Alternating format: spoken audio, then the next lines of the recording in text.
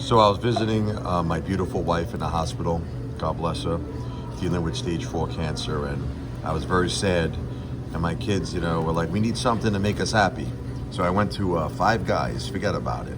Look at this big burger I got here, 4 patties, extra cheese, forget about it. Now Five Guys is famous for not only having the French fries right here, forget about it, but in the bag, look at that. Oh, a lot of fries in the bag. Let's go.